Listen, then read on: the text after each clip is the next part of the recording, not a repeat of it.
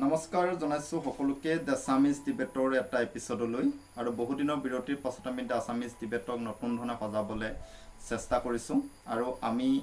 মানৱ অধিকাৰ আৰু নাগৰিক অধিকাৰ সংক্ৰান্তীয় এটা ভিডিঅ' সিৰিজ আমি আগবঢ়াব বিচাৰিছোঁ আৰু আজিৰ এই সিৰিজটোৰ যি প্ৰথমটো আলোচনাত আমি আলোচনা কৰিব বিচাৰিছোঁ ৰাষ্ট্ৰীয় সুৰক্ষা আইন তথা নেশ্যনেল সিকিউৰিটি এক্ট 1980 সম্পৰ্কে আমি আজি মূলত আলোচনা কৰিম যে নেশ্যনেল সিকিউৰিটি এক্ট মানে কি আৰু এই নেশ্যনেল সিকিউৰিটি এক্টৰ বৰ্তমান সময়ত তাৰ প্ৰয়োগ কেনেধৰণৰ চলি আছে ইত্যাদি কিছুমান কথা আমি আলোচনা কৰিম যি কি নহওক the national security actor section 3 আৰু সাবসেকশন এ সেকশন 3 আৰু সাবসেকশন এ কোনজন ব্যক্তিক নেশ্যনেল সিকিউৰিটি এক্টৰ অধীনত গ্ৰেপ্তাৰ কৰিব পাৰি এই সম্পৰ্কে যথেষ্টখিনি কথা কৈ গৈছে এতিয়া সেকশন 3 সাবসেকশন এটো মই পঢ়ি দিছো if satisfied with respect to any person that with a view to preventing him from acting in any manner prejudicial to the defense of India, the relation of India with foreign powers or the security of India. অৰ্থাৎ যদিহে এজন ব্যক্তিয়ে ভৱিষ্যতে তেওঁ ভাৰতবৰ্ষৰ নিৰাপত্তা সুৰক্ষা আৰু ভাৰতৰ সৈতে এক বৈদেশিক শক্তিৰ সম্পৰ্কক যদি ব্যাঘাত জন্মাব পাৰে বুলি যদি চৰকাৰে কেন্দ্ৰীয় চৰকাৰ বা ৰাজ্য চৰকাৰে যদি সহমত হয় বা যদি ভাবে তেতিয়া তেওঁৰ বিৰুদ্ধে NSA অৰ্থাৎ নেশ্যনেল সিকিউৰিটি এক্ট অফ 1980 প্ৰয়োগ কৰিব পাৰে হেদৰে সাবসেকশন 2 উল্লেখ কৰিছে যে the central government or the state government may if satisfied with respect to any person that with a view to preventing him from acting in any manner prejudicial to security of the state or from acting in any manner prejudicial to the maintenance of public order or from acting in any manner prejudicial to the maintenance of supplies and services essential to the community it is necessary to do make an order directly that person be detained অৰ্থাৎ এই section যেটো এতিয়া আমি 3 কথা ক্ষমা কৰিব subsection 2 কথা যেটা আমি আলোচনা কৰিলো এই সাবসেকশন 2 ত যিখিনি কথা উল্লেখ কৰিছে এই কথাখিনি অত্যন্ত গুৰুত্বপূৰ্ণ কথা যে এজন ব্যক্তিক কিয় NSA ৰ অধীনত কোনবোৰ গ্ৰাউণ্ডত আটক কৰিব পাৰে যে প্ৰথম গ্ৰাউণ্ডটো হৈছে যদিহে তেওঁ ৰাষ্ট্ৰৰ প্ৰতি ৰাষ্ট্ৰৰ সুৰক্ষাৰ প্ৰতি ভাবুকি সৃষ্টি কৰিব পাৰে দুই নম্বৰ কথা ৰাষ্ট্ৰৰ যেটো ৰাষ্ট্ৰীয় স্বাৰ্থ যদি তেওঁ বিঘ্নিত কৰে যদিহে তেওঁ পাব্লিক অৰ্ডাৰ এটা পাব্লিক অৰ্ডাৰ মানে কি সম্পৰ্কে অন্য এটা ভিডিঅ'ত আমি আলোচনা কৰিম যদি একদম সমুখে কওঁ যে ভাৰতবৰ্ষৰ সংবিধানৰ 7ম অনুসূচীত যিমানখিনি বিষয় উল্লেখ আছে অৰ্থাৎ ইউনিয়ন লিষ্ট ষ্টেট লিষ্ট আৰু কনকাৰেন্ট লিষ্ট কেন্দ্ৰীয় সূচী ৰাজ্যিক সূচী আৰু উমৈহতীয়া সূচীত যিমানখিনি বিষয় সন্নিবিষ্ট হৈ আছে গোটেই সূচীখিনি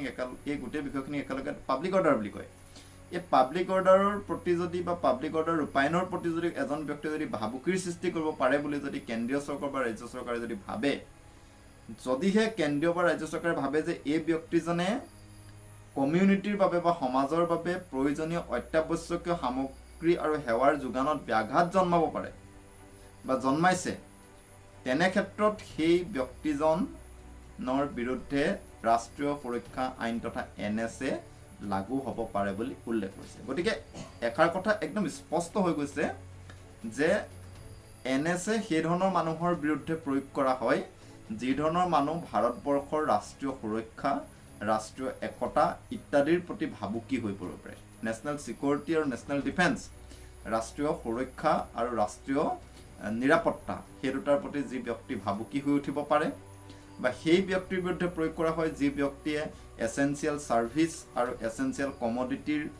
যোগানৰ ব্যাঘাত জন্মায় যি পাব্লিক অৰ্ডাৰৰ বিৰোধী বা পাব্লিক অৰ্ডাৰক ব্যাঘাত জন্মাব পাৰে তেনে ব্যক্তিৰ বিৰুদ্ধে NSA ব্যৱহাৰ কৰিব লাগে বুলি উল্লেখ কৰি গৈছে এই আছিল কিছুমান থিওৰিটিক্যাল কথা যি কথাখিনি ৰাষ্ট্ৰীয় সুৰক্ষা আইন তথা নেশ্যনেল সিকিউৰিটি এক্টত লিখা আছে আৰু সেই ধৰণে যেতিয়া এজন ব্যক্তিক যেতিয়া নেশ্যনেল সিকিউৰিটি এক্টৰ অধীনত যেতিয়া আটক কৰা হয় যেতিয়া গ্ৰেপ্তাৰ কৰা হয় তেওঁ 3 মাহতকৈ অধিক সময় ৰাখিবলৈ হলে সেই ব্যক্তিজনে কেনে ধৰণৰ তেওঁৰ বিৰুদ্ধে চাৰ্জ থাকিব লাগিব এই সম্পৰ্কেও একখনত উল্লেখ আছে প্ৰথম কথা তেওঁ সন্ত্ৰাসবাদৰ সৈতে জড়িত হ'ব লাগিব এইখিনি কথা সেকশন 14 সাবসেকশন 8 উল্লেখ আছে যে যদিহে তেওঁ মানুহজন যদি সন্ত্ৰাসবাদৰ সৈতে জড়িত হৈ থাকে 2 নম্বৰ কথা, যদি মানুহজন আভ্যন্তৰীণ সুৰক্ষাৰ বাবে এটা ভাবুকি হয়, যদি তেওঁ আভ্যন্তৰীণ নিৰাপত্তাৰ বাবে যদি ভাবুকি হয়, যদি তেওঁ ৰাজ্যৰ নিৰাপত্তাৰ বাবে যদি ভাবুকি হয়, যদিহে তেওঁ পাব্লিক অৰ্ডাৰ মেইনটেনেন্সৰ প্ৰতি ভাবুকি হয়, আৰু যদিহে তেওঁ অত্যাৱশ্যকীয় যোগান আৰু সেৱাৰ ছাপ্লাইৰ প্ৰতি ভাবুকি হয়, তেতিয়া সেই ব্যক্তিজনৰ বিৰুদ্ধে কিন্তু 3 মাহতকৈ বেছি সময় তেওঁক ডিটেইন কৰি ৰাখিব পাৰে। আৰু ডিটেইনৰ সৰ্বাধিক সময় হৈছে 12 মাহ। যি কি নহওক, এতিয়া আমি এইকণতে আলোচনা কৰিব বিচাৰিছোঁ যে এই থিয়ৰিটিকেল যিখিনি কথা, এই থিয়ৰিটিকেল কথাখিনি কিদৰে প্ৰেক্টিকেল হৈ আছে। এতিয়া ৰাষ্ট্ৰীয় সুৰক্ষা আইন অৰ্থাৎ NSA-খন যেতিয়াই ইমপ্লিমেণ্ট কৰা হৈছিলে, সেই তেতিয়াৰ পৰা এতিয়ালৈকে বিতৰ্কই এই আইনখনৰ লগ এৰা নাই। UAPA, টাডা, পটা, PSA ইত্যাদি ধৰণৰ আইনসমূহৰ দৰেই ৰাষ্ট্ৰীয় সুৰক্ষা আইনখনেও ক'ৰবাত নহয় ক'ৰবাত ৰাজনৈতিক ব্যৱহাৰ হৈ আহিছে বুলি বহুলোকে অভিযোগ কৰিব বিচাৰে। মই কেইটামান উদাহৰণ দিব বিচাৰিছোঁ যে একেবাৰে মই ইতিহাসলৈ ঘূৰি যাওঁ যে 2000 চনৰ কাহিনীটো, উত্তৰাখণ্ডত AIDS বিৰোধী সজাগতাৰ সৃষ্টি কৰা দুজন মানৱ অধিকাৰ কৰ্মী যশোধৰা আৰু অভিজিত দাসগুপ্তৰ বিৰুদ্ধে NSA প্ৰয়োগ কৰা হৈছিল। তেওঁলোকক NSAৰ অধীনত গ্ৰেপ্তাৰ কৰা হৈছিল। এতিয়া আপোনালোকে জানি অতি আচৰিত হ'ব যে যশোধৰা আৰু অভিজিত দাসগুপ্তৰ মূল ভুল আছিল এইটোৱেই যে তেওঁলোকে AIDS-ৰ বিৰুদ্ধে প্ৰচাৰ কৰিছিলে, আৰু সেই প্ৰচাৰ কাৰ্যত আমাৰ সমাজৰ যি প্ৰচলিত টাবু, আমি সমাজত যিসমূহ টাবু বুলি কওঁ, সেই টাবুসমূহৰ বিষয়ে তেওঁলোকে মুকলিকৈ কথা পাতিছিলে যে AIDS কিদৰে বিয়পে, AIDS বিয়পাৰ পৰা আমি কিদৰে মানুহক ৰক্ষা কৰিব পাৰোঁ ইত্যাদি ধৰণৰ কথাবিলাক তেওঁলোকে মুকলিকৈ প্ৰচাৰ কৰিছিল। আৰু সেইবাবে উত্তৰাখণ্ডৰ চৰকাৰে এই দুজন মানৱ অধিকাৰ কৰ্মীৰ বিৰুদ্ধে ৰাষ্ট্ৰীয় সুৰক্ষা আইনৰ ধাৰা প্ৰয়োগ কৰিছিল। সেইদৰে যদি আমি তাৰো অধিক আগলৈ যদি আমি যাওঁ, 1992 চনত এটা খুব ফেমাছ কেছ হৈছিলে। সেইটো হৈছে অসমৰ নিলয় দত্ত, পৰাগ দাস আৰু অজিত ভূঞাৰ বিৰুদ্ধে ৰাষ্ট্ৰীয় সুৰক্ষা আইনৰ ধাৰা প্ৰয়োগ কৰা হৈছিল, আৰু তেওঁলোকক দেশদ্ৰোহী বা তেওঁলোকক এণ্টি নেশ্যনেল হিচাপে গণ্য কৰা হৈছিল।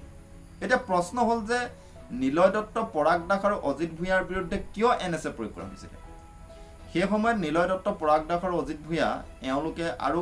বহু মানুহৰ সৈতে লগ লাগি মানৱ অধিকাৰ সংগ্ৰাম সমিতি বা মাছ নামৰ এটা সংগঠন কৰিছিল। আৰু আমি জানো যে সেই সময়ত বিভিন্ন কাউণ্টাৰ টেৰৰিষ্ট পলিচি অৰ্থাৎ উগ্ৰপন্থী তথা সন্ত্ৰাসবাদ বিৰোধী অভিযানবিলাক অসমত চলি আছিল। অপাৰেশ্যন বজৰং হৈছিল, অপাৰেশ্যন ৰাইনো হৈছিল, আৰু সেই অপাৰেশ্যন বজৰং, অপাৰেশ্যন ৰাইনোৰ সময়ত হোৱা যিবিলাক মানৱ অধিকাৰ হননৰ কাৰ্যসমূহৰ বিৰুদ্ধে তেওঁলোকে প্ৰতিবাদ কৰিছিলে। আৰু মাছে 65 পেজৰ এখন প্ৰতিবেদন প্ৰস্তুত কৰিছিলে, য'ত তেওঁলোকে 13টা কাষ্টডিয়েল মৃত্যু মানে আৰক্ষী বা সামৰিক সেনাৰ যি তেওঁলোকৰ অধীনত থাকোঁতে, তেওঁলোকৰ জেলত থাকোঁতে বা তেওঁলোকে ডিটেইন কৰি ৰাখোঁতে মৃত্যু হোৱাটো কাষ্টডিয়েল ডেথ বুলি কয়। 13টা কাষ্টডিয়েল ডেথ, 7টা ধৰ্ষণৰ গোচৰ, 120টা ব্ৰুটেল টৰ্চাৰ, অমানসিক অত্যাচাৰ, 120টা অমানসিক অত্যাচাৰৰ গোচৰ, আৰু 63টা এনে গোচৰৰ তেওঁলোকে প্ৰতিবেদন উল্লেখ কৰিছিলে য'ত এখন গাঁৱত তেওঁলোকে অবৈধভাৱে সেনাই অভিযান চলাইছিলে। এইসমূহ কথা মাছে তেওঁলোকৰ 65 পেজ যি ৰিপৰ্ট, সেই ৰিপৰ্টত উল্লেখ কৰিছিলে। আৰু তদুপৰি তেওঁলোকে অসমত সেইসময়ত কাউণ্টাৰ টেৰৰিজিম অপাৰেশ্যনবিলাকৰ সময়ত মানৱ অধিকাৰ হননৰ গোচৰসমূহৰ ওপৰত ভিত্তি কৰি তেওঁলোকে গোটেই সমগ্ৰ এটা বিশ্বজোৰা এটা তেওঁলোকে প্ৰচাৰ চলাইছিলে। এইটো কাৰণেই নিলয় দত্ত, পৰাগ দাস আৰু অজিত ভূঞাৰ দৰে ব্যক্তিসকলৰ ওপৰত NSAৰ ধাৰা জাপি দিয়া হৈছিল, আৰু তেওঁলোক প্ৰায় 56 দিন জেলত আছিল NSAৰ অধীনত। ঠিক তেনেকৈ যদি আমি আকৌ চাওঁ, সিদিনাখনি ডক্টৰ কাফিৰ খানৰ বিৰুদ্ধে NSAৰ গোচৰ জাপি দিয়া হৈছিল। আমি কাফিৰ খানৰ গোচৰটো সম্পৰ্কে অকণমান দেৰি পাছত আকৌ কথা পাতিম। যি কি নহওক, আমি এইখনতে আৰু এটা উদাহৰণ দিব বিচাৰিছোঁ যে 2018 চনৰ পৰা 2020 চনৰ ভিতৰত উত্তৰ প্ৰদেশত 120টা NSAৰ গোচৰ ৰুজু কৰা হৈছিল। আৰু সেই 120টা NSAৰ গোচৰৰ ভিতৰত আটাইতকৈ ইণ্টাৰেষ্টিং কথা হৈছে যে 94টা গোচৰে বৰ্তমান সময়ত খাৰিজ হৈ গৈছে, আৰু তাৰ বাহিৰে বাকীসকল গোচৰত বৰ্তমান সময়তো বিচাৰ চলি আছে। ঠিক সেইদৰে আমাৰ ইউনিয়ন মিনিষ্টাৰ অফ ষ্টেট অৰ্থাৎ গৃহ বিভাগৰ ৰাজ্যমন্ত্ৰী জি কিষাণ ৰেড্ডীয়ে 2020 চনত তেওঁ ৰাজ্যসভাত দিয়া ভাষণত এটা পৰিপূৰক প্ৰশ্নৰ উত্তৰত তেওঁ উল্লেখ কৰিছিলে যে 2017-18 চনত 1198জন ব্যক্তিৰ বিৰুদ্ধে NSA প্ৰয়োগ কৰা হৈছিলে আৰু তাৰ ভিতৰত 635জন ব্যক্তিয়ে কিন্তু ৰিলিজ পালে, তেওঁলোকৰ গোচৰ খাৰিজ কৰা হ'ল আৰু বাকীসমূহৰ ওপৰত এতিয়াও ট্ৰায়েল চলি আছে। আমি পূৰ্বতে উল্লেখ কৰিছিলোঁ ডক্টৰ কাফিৰ খানৰ গোচৰটো সম্পৰ্কত। ডক্টৰ কাফিৰ খানৰ গোচৰটো সম্পৰ্কত আটাইতকৈ মানে ইণ্টাৰেষ্টিং কথাটো এইটো যে তেওঁৰ বিৰুদ্ধে গোচৰ প্ৰণয়ন কৰা হৈছিলে যে তেওঁ আলিগড় মুছলিম বিশ্ববিদ্যালয়ৰ চৌহদত নাগৰিকত্ব সংশোধনী আইন 2019ৰ বিৰুদ্ধে হোৱা প্ৰতিবাদত এটা সাম্প্ৰদায়িক ঘৃণা বিয়পাব পৰা এটা তেওঁ ভাষণ দিছিলে বুলি তেওঁ উল্লেখ কৰিছিলে আৰু ৰাজ্যৰ তথা ৰাষ্ট্ৰৰ নিৰাপত্তাৰ বিৰুদ্ধে তেওঁ নিৰাপত্তাৰ প্ৰতি ভাবুকি সৃষ্টি কৰিব পৰা এটা উদগনিমূলক এটা ভাষণ, প্ৰভোকেটিভ এটা লেকচাৰ দিছিলে বুলি তেওঁ গ্ৰেপ্তাৰ কৰা হ'ল। তেওঁৰ বিৰুদ্ধে NSA লগোৱা হ'ল আৰু ডিষ্ট্ৰিক্ট মেজিষ্ট্ৰেটে NSA গোচৰটোক পাছ কৰি দিলে। কিন্তু তাৰ পৰৱৰ্তী সময়ত যেতিয়া ডক্টৰ কাফিৰ খানৰ মাকে যেতিয়া ছুপ্ৰিম কোৰ্টৰ যেতিয়া এলাহাবাদ হাইকোৰ্টলৈ যেতিয়া মুভ কৰিলে, এলাহাবাদ হাইকোৰ্টে এটা খুব ইণ্টাৰেষ্টিং জাজমেণ্ট দিলে আৰু সেই ইণ্টাৰেষ্টিং জাজমেণ্টটো ভাৰতবৰ্ষৰ NSAৰ ইতিহাসৰ এটা ওৱান অফ দ্য ইম্পৰ্টেণ্ট মই ভাৰ্ডিক্ট বুলি কওঁ। ইম্পৰ্টেণ্ট ভাৰ্ডিক্ট বুলি এইকাৰণে কওঁ, NSAৰ ডক্টৰ কাফিৰ খানৰ পৰা NSA সোনকালেই ইমিডিয়েটলি উঠাই ল'বলৈ নিৰ্দেশ দিয়াৰ লগতে এলাহাবাদ হাইকোৰ্টে লগতে এই বুলিও ক'লে যে ডক্টৰ কাফিৰ খানৰ যিটো গোটেই ভিডিঅ'টো, সেই ভিডিঅ'টোত সাম্প্ৰদায়িক কথা বতৰা বা সাম্প্ৰদায়িক ঘৃণা বিয়পাব পৰা আৰু ৰাষ্ট্ৰীয় সুৰক্ষাৰ প্ৰতি ভাবুকি আনিব পৰা উদগনিমূলক ভাষণ ডক্টৰ কাফিৰ খানে দিয়াই নাছিল। এলাহাবাদ হাইকোৰ্টৰ মহামান্য বিচাৰপতিয়ে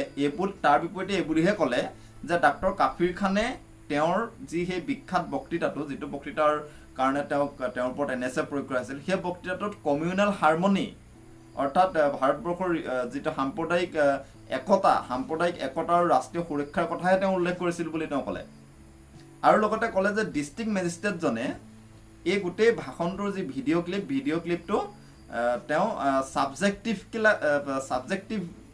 চালে, অৰ্থাৎ ভিডিঅ'টো তেওঁ সম্পূৰ্ণকৈ নাচালে, ভিডিঅ'টোৰ চিলেক্টিভ পাৰ্ট কিছুমান চালে আৰু সেই চিলেক্টিভ পাৰ্টখিনি চাওঁতেও তেওঁ অবজেক্টিভিটি ব্যৱহাৰ নকৰি তেওঁ ছাবজেক্টিভিটি ব্যৱহাৰ কৰিলে বুলি সেই মহামান্য এলাহাবাদ হাইকোৰ্টে উল্লেখ কৰিছিলে। গতিকে এই কথাটোৰ পৰা মানে এষাৰ কথা স্পষ্ট হৈ পৰিছে যে এই যিখিনি আমি উদাহৰণ প্ৰদান কৰিছোঁ, নিলয় দত্ত, পৰাগ দাস, অজিত ভূঞাৰ পৰা আৰম্ভ কৰি আমাৰ ডক্টৰ কাফিৰ খানলৈকে, এটা কথা একদম স্পষ্ট হৈ পৰিছে যে ক'ৰবাত নহয় ক'ৰবাত ৰাষ্ট্ৰীয় সুৰক্ষা আইনক কিন্তু ৰাজনৈতিক কাৰণত ব্যৱহাৰ কৰা হৈছে। আমি ডক্টৰ কাফিৰ খান কোন জানো যে UPত যি অক্সিজেন নাপাই যিসকল শিশুৰ মৃত্যু হৈছিলে, সেই সময়ছোৱাত ডক্টৰ কাফিৰ খান এটা সাংঘাতিক এটা ভূমিকা পালন কৰিছিলে, যাৰ বাবে তেওঁ কাৰাগাৰ পৰ্যন্ত তেওঁ যাব লগা হৈছিলে। তাৰ পাছত তেওঁৰ ওপৰত NSA জাপি দিয়া হৈছিলে। আৰু সেইধৰণে আটাইতকৈ মই এই বিষয়টোৰ সম্পৰ্কত পঢ়া শুনা কৰি থাকোঁতে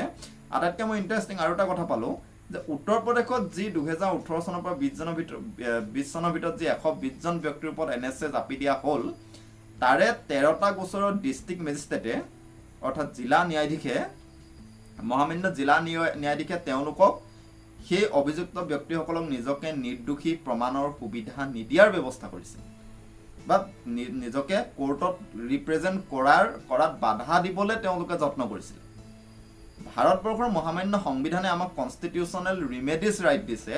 এটা মৌলিক অধিকাৰ হিচাপে সাংবিধানিক প্ৰতিকাৰৰ অধিকাৰ, আৰু সেইধৰণে ৰাষ্ট্ৰীয় সুৰক্ষা আইনৰ ধাৰা 8 অৰ্থাৎ ছেকশ্যন 8তো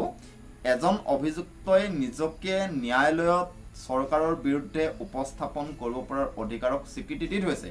কিন্তু তাৰ পাছতো উত্তৰ প্ৰদেশৰ সেই 13টা গোচৰত মহামান্য জিলা ন্যায়াধীশে কি কাৰণে তেওঁলোকক নিজকে কোৰ্টত উপস্থাপন কৰিবলৈ নিদিয়াৰ ব্যৱস্থা কৰিছিল, এইটো এতিয়াও মোৰ বাবে এটা হাতৰ হৈ আছে। গতিকে আজিৰ এই ভিডিঅ'টোৰ একেবাৰে সামৰণিত মই এষাৰ কথাই ক'ব বিচাৰিম যে ৰাষ্ট্ৰীয় সুৰক্ষা আইনৰ দৰে যিসমূহ আইন, এই আইনসমূহ অত্যন্ত আমাৰ কাৰণে গুৰুত্বপূৰ্ণ। মই এই আইনখন গুৰুত্বপূৰ্ণ মই নহয় বুলি ক'ব নিবিচাৰোঁ। আইনখন এইকাৰণে গুৰুত্বপূৰ্ণ যে আমাক বিভিন্ন ধৰণৰ যি এক্সটাৰ্নেল আৰু বহিৰাগত আৰু আভ্যন্তৰীণ শত্ৰুসকলৰ পৰা আমাক নিৰাপত্তা নিশ্চয় লাগে, আমাক সন্ত্ৰাসবাদীৰ পৰা নিৰাপত্তা নিশ্চয় লাগে। কিন্তু সন্ত্ৰাসবাদীৰ পৰা নিৰাপত্তা পোৱাৰ অৰ্থ কেতিয়াও এইটো হ'ব নোৱাৰে যে চৰকাৰৰ বিৰোধিতা কৰা ব্যক্তিসকলক, চৰকাৰৰ কথাৰ সৈতে সহমত স্থাপন নকৰা ব্যক্তিসকলৰ বিৰুদ্ধে এই গোচৰসমূহৰ মানে এই আইনসমূহৰ ৰাজনৈতিক প্ৰয়োগ হ'ব লাগিব। এইটো কিন্তু কেতিয়াও হ'ব নোৱাৰে। গতিকে মই মহামান্য উচ্চতম ন্যায়ালয়ক মই এইটোৱেই অনুৰোধ জনাব বিচাৰিছোঁ এই ভিডিঅ'টোৰ যোগেদি, যাতে মহামান্য উচ্চতম ন্যায়ালয়ে ৰাষ্ট্ৰীয় সুৰক্ষা আইনৰ দৰে এখন গুৰুত্বপূৰ্ণ আইনৰ, যিখন আইনৰ আমাক অত্যন্ত বেছি প্ৰয়োজন, সেই আইনখনৰ ইম্পাৰ্চিয়েল প্ৰয়োগ অৰ্থাৎ নৈবক্তিক প্ৰয়োগৰ বাবে তেওঁলোকে ব্যৱস্থা হাতত লওক। যদিহে এজন ব্যক্তিৰ ৰাজনৈতিক মতবিৰোধিতাৰ বাবে তেওঁৰ বিৰুদ্ধে ৰাষ্ট্ৰীয় সুৰক্ষা আইনৰ দৰে এখন গুৰুত্বপূৰ্ণ আইনৰ ধাৰা যদিহে তেওঁৰ ওপৰত জাপি দিছে, তেতিয়া মহামান্য উচ্চতম ন্যায়ালয়ে তেওঁৰ নিৰ্দোষিতাৰ পাছত চৰকাৰক, যি চৰকাৰে তেওঁৰ ওপৰত জাপি দিছে, সেয়া ৰাজ্য চৰকাৰ হ'ব পাৰে বা কেন্দ্ৰীয় চৰকাৰ হ'ব পাৰে, সেই চৰকাৰক পেনাল্টি ভৰোৱাৰ এটা ব্যৱস্থা কৰাব লাগে, যাতে ব্যক্তিজনে নিৰ্দিষ্ট ক্ষতিপূৰণ পায় আৰু যাতে সেই পেনাল্টিৰ ব্যৱস্থাটোৰ বাবে যাতে চৰকাৰখনে বা অন্যান্য সংস্থাসমূহে এজন সাধাৰণ ব্যক্তিৰ যি নাগৰিক অধিকাৰ, যি চিভিল ৰাইটছ, সেই চিভিল ৰাইটছ খৰ্ব কৰিবলৈ সাহস নকৰে। গতিকে মই আজিৰ এই ভিডিঅ'টোত ইমানকে ক'লোঁ। পৰৱৰ্তী ভিডিঅ'ত আমি আলোচনা কৰিম UAPA, টাডা ইত্যাদিসমূহ আইনৰ বিষয়ে। তেতিয়ালৈকে আপোনালোকে চাই থাকিব দ্য আছামিজ ডিবেট। আৰু যদিহে ভিডিঅ'টো আপোনালোকে ভাল পালে তেতিয়া লাইক কৰিব আৰু শ্বেয়াৰ কৰিব আৰু নিশ্চিতভাৱে এই চেনেলটো ছাবস্ক্ৰাইব কৰিব। ধন্যবাদ।